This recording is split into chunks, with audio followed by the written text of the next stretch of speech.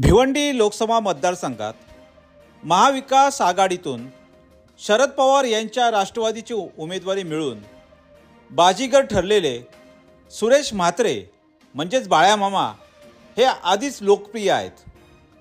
त्यात शरद पवार आणि उद्धव ठाकरे यांच्याविषयी सर्वत्र सहानुभूतीची लाट दिसून येते।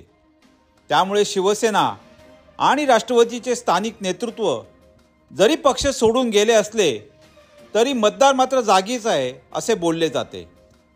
तसेच भिवंडी लोकसभा मतदारसंघात मुस्लिम मतदार मोठ्या संख्येने असल्याचे स्पष्ट दिसते। हा मुस्लिम समाज काँग्रेसचा तर पारंपरिक मतदार असून समाजवादी पक्षसुद्धा आघाडीत घटक पक्ष आहे। तसेच बाळ्या मामा यांचा वैयक्तिक करिश्मा मुस्लिम समाजात असल्याचे बोलले जाते। बाळ्या मामा यांचे मुस्लिम समाजात आदराचे स्थान लक्षात घेता एक गठ्ठा मतदान मुस्लिम समाजाचे महाविकास आघाडीला होईल अशी चर्चा दिसून येते। संविधानाला निर्माण झालेला धोका लक्षात आल्याने 400 पारची घोषणा ही दलित समाजाला एकदम जागरूक करून गेली आहे। त्यामुळे दलित मतदार सावध झाला असल्याचे दिसते। त्यामुळे तो एकतर्फी महाविकास आघाडीकडे झुकला आहे असे दिसून येते।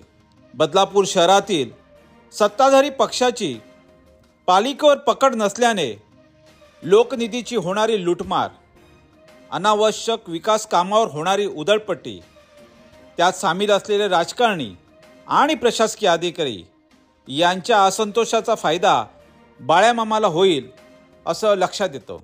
त्यात शहरात वीज, आरोग्य आणि शिक्षण या मूलभूत सुविधा उपलब्ध नाहीत।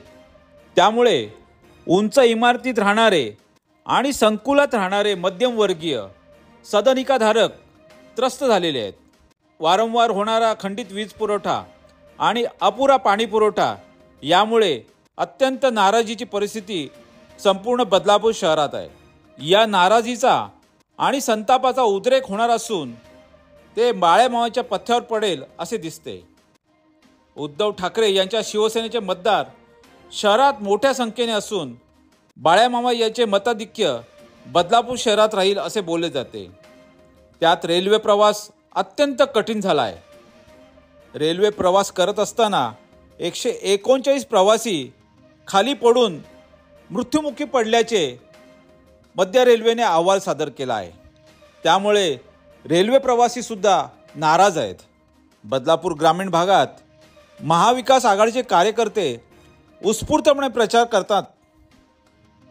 मी बाळ्या मामा असेच प्रत्येकाची भावना असते। जरी बाळ्या मामा उपस्थित नसले तरी प्रत्येकजण त्याच आविर्भावात असतो की बाळ्या मामा आपल्याबरोबर आहेत आणि त्यामुळे ग्रामीण भागात सुद्धा प्रचाराला जोर आलाय।